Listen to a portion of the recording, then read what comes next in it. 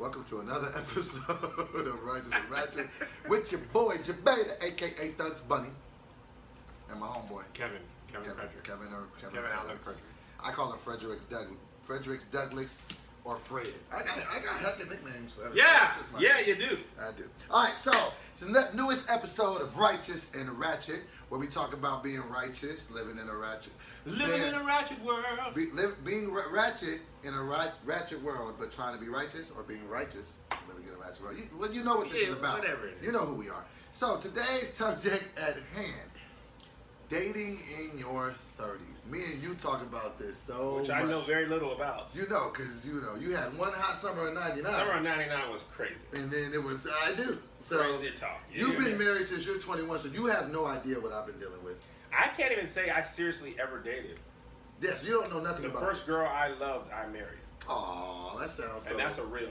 Yeah, and that's crazy. So, but do you think it's possible? Because me and you talk about this all the time, and you deal with all my malarkey because you're my friend. But you told me on many occasions, like, no, I do not envy the situation. No, I cannot imagine being out in these dating streets. It's catfishing. Girls trying to embarrass you and posting pictures of you and herpes and like Bryson Tiller music. I can't really connect with. I don't really struggle with the whole X. And it makes me think, like, do I find my Melissa? Like that's what we call it in the streets. Like, if you won, you found your Melissa, or you found your Michelle. The streets say that? Streets say that. I've said that to more than one.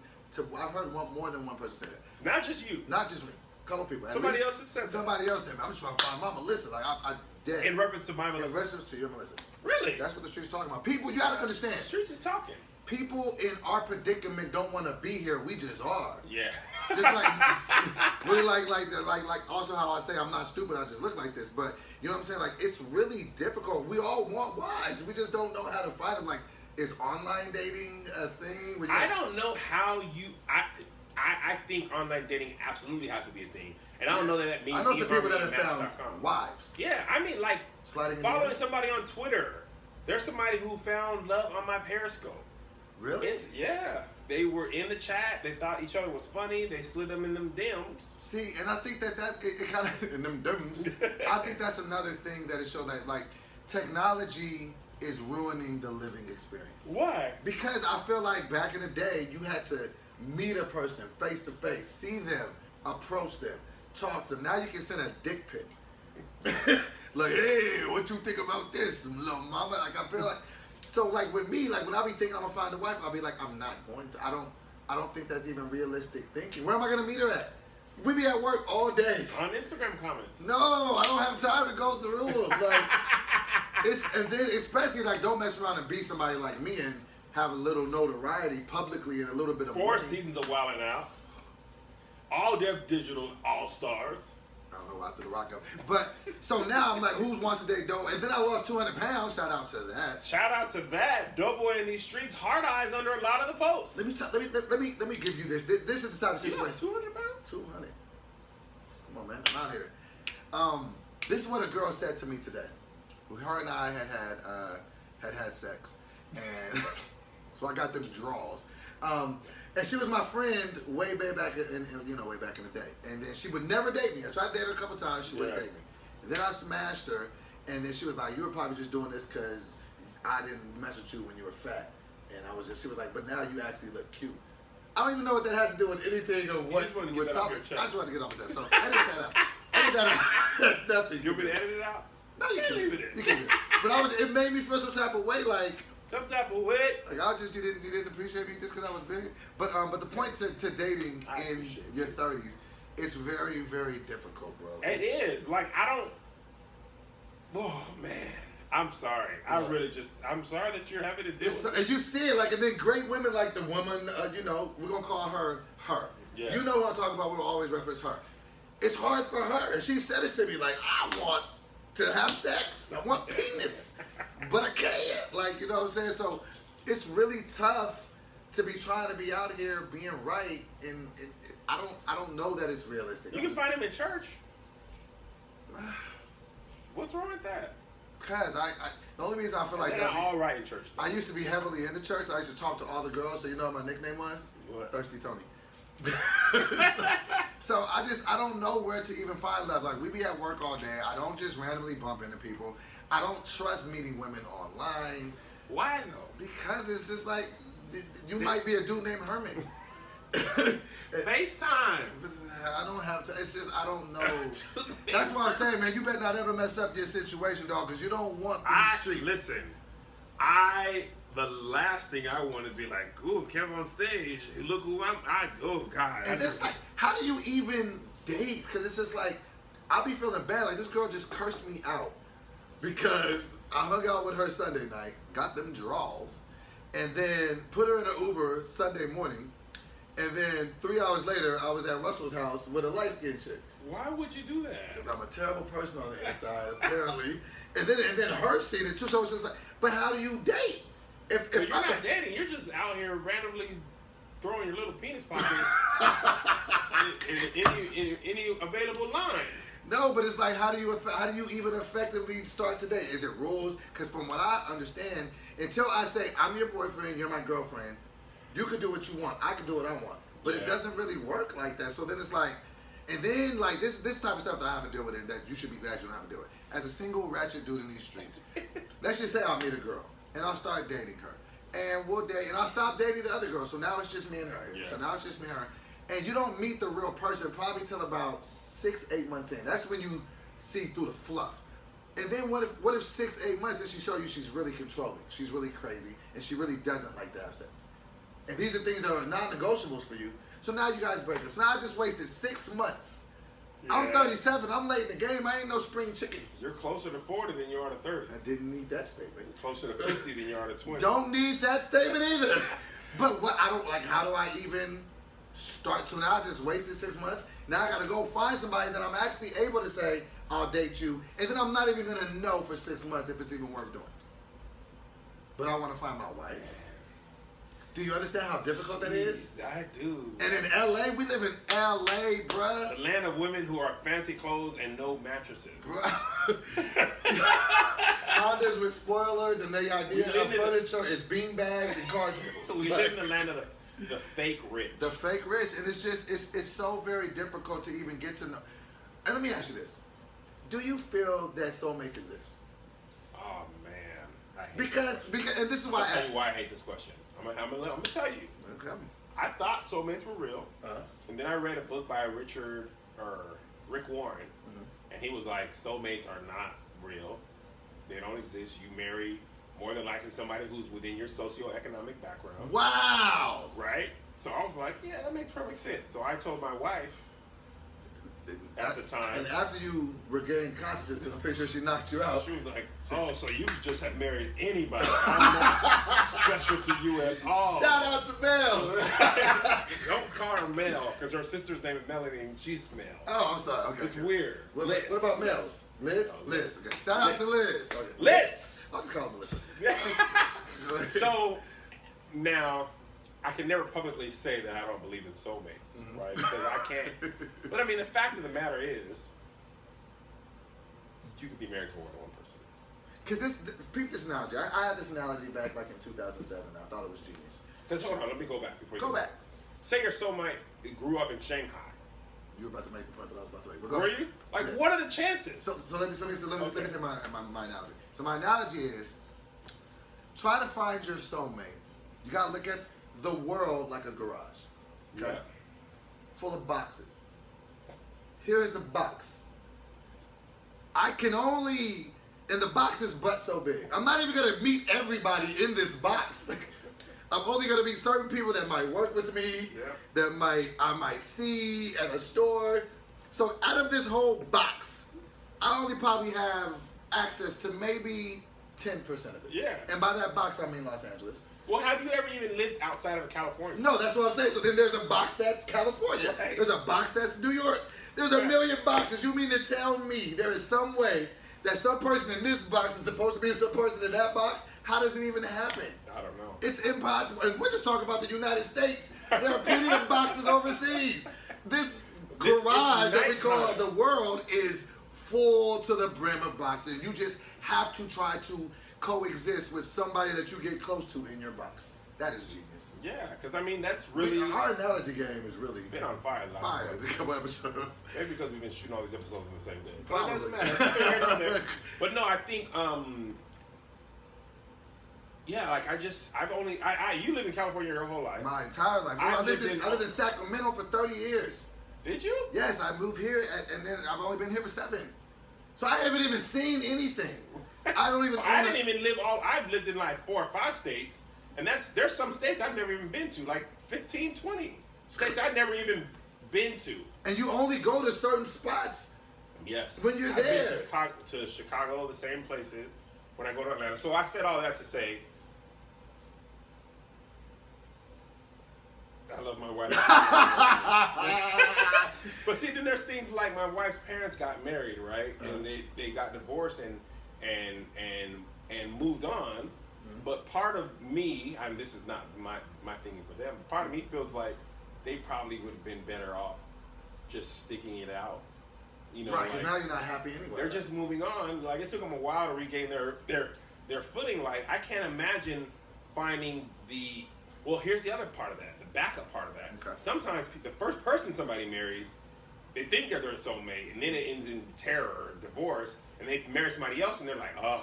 Now this is the real. It took me having a terrible person to find who my real soulmate was. So a lot of times people's first marriage ain't their best marriage.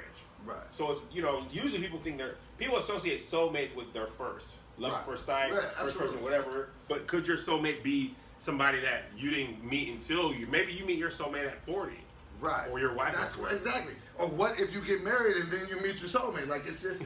So with me, that's called adultery. This is the thing, because like, and we talk about this all the time with her. It's like I might as well just deal with her. Just because you're gonna get an issue from all of them. You might as well get the one that you know genuinely cares, genuinely has their head on straight, and genuinely is very well glued together without you. Otherwise, it's just a girl from the movies.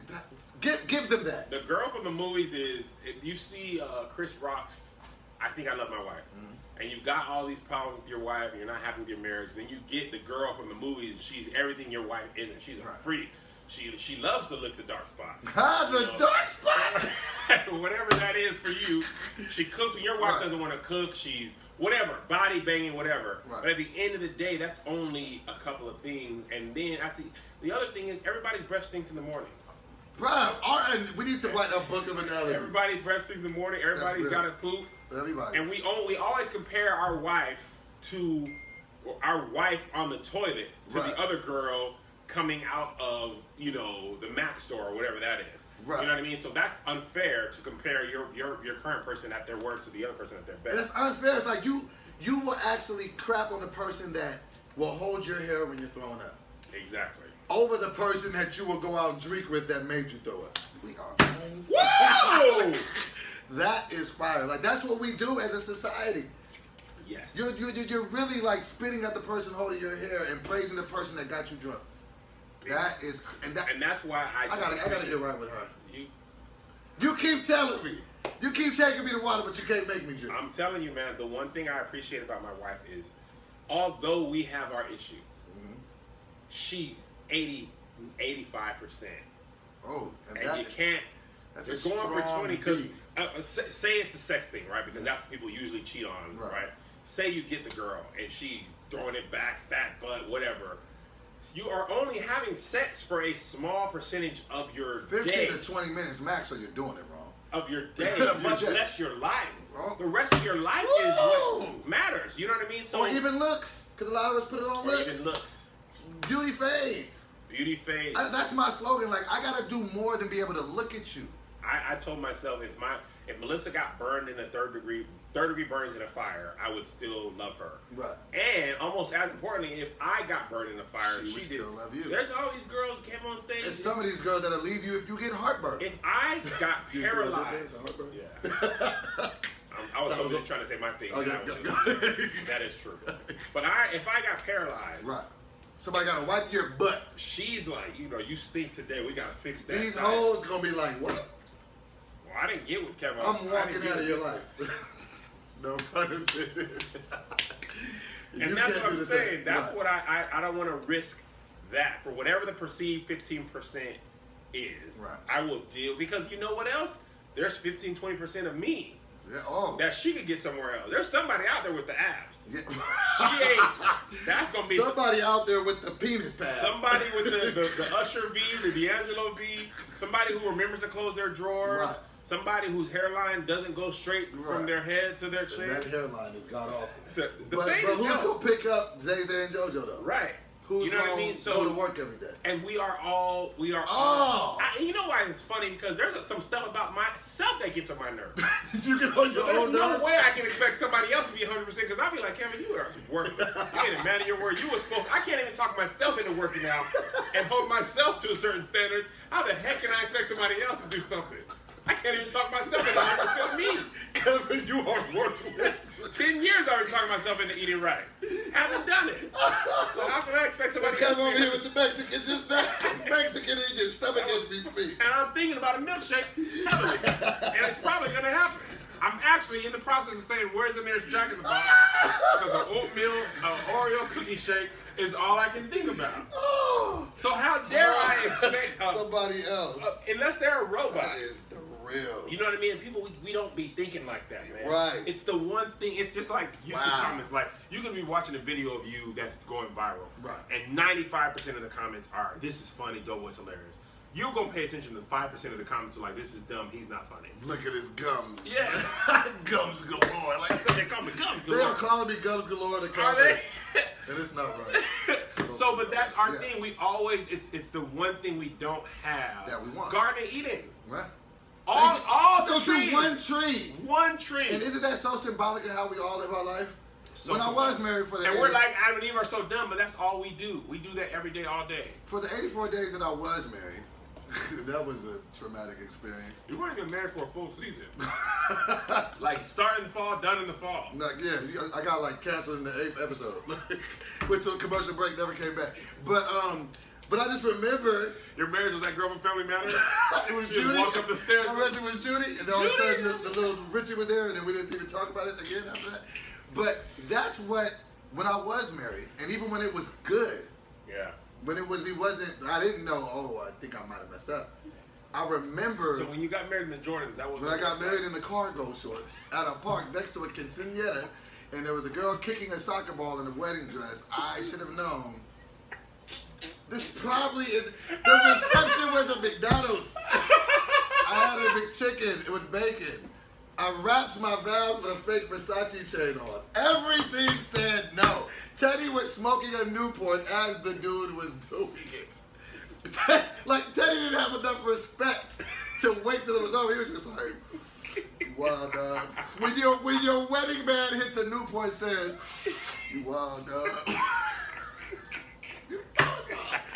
But that's not even my point. But when I was married and it was cool and I did think it would work, I was still on Instagram, thinking I was missing it. And that's what I feel like too many of us do. If you get married, get off Instagram.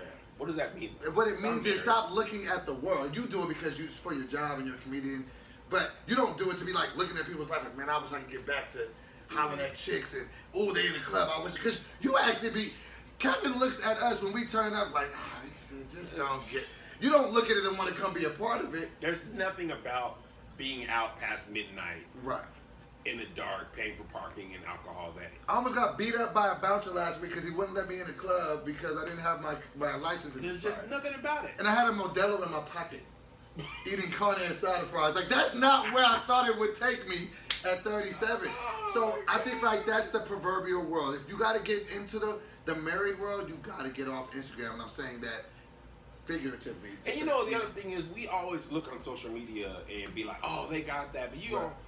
Social media is people's life is carefully curated. Exactly. They show you what they want you to see. It's content. Right. It's content the same way you don't. Oh, they show you what they want you to see. Yeah, it's curated content. Even our Snapchats, which we make seem like they're in the moment. Right. How many times we at work had a funny joke like, hey, run that back for the Run that back. Do it over there. You know what I mean? Like, it's highly curated content for the world. It ain't how it's you produced life.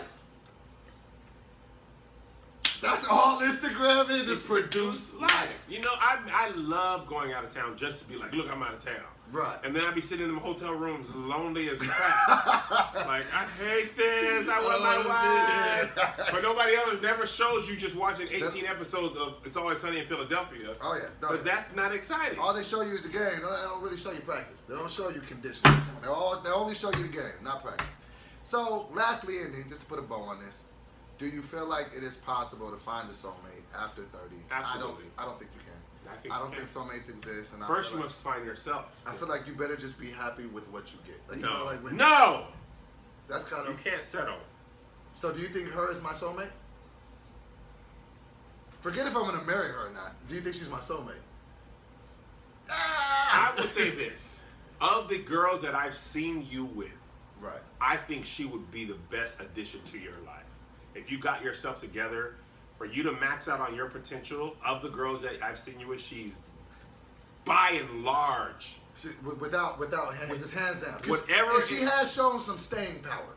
Because I've done enough to make. You are out before the past 2 weeks, and last weekend I put her through the gauntlet. If I were you, I would, and I've said this is how I felt about Melissa. Whatever it takes to get you, because she will be. Of the girls, not that somebody else wouldn't be, but the other girls I've seen, they're just appetizers. They're out here smash and Russell. They're lettuce wraps while you wait for the ribs. Like you eat lettuce wraps while you wait for the ribs? Everybody's breath stinks in the morning? You're a killer. We're going to do that. I'm going to send a text to her and tell her I need to get my life together. It's been another episode of Righteous and Ratchet. You don't need to sing the outros. Give us some topics in the comments. In the comments, what do you guys want to talk about? If you righteous and you want to know how to deal with ratchet world, let's talk about it. If you ratchet and you want to know how to get through, holler at us. We out. Goodbye, friends.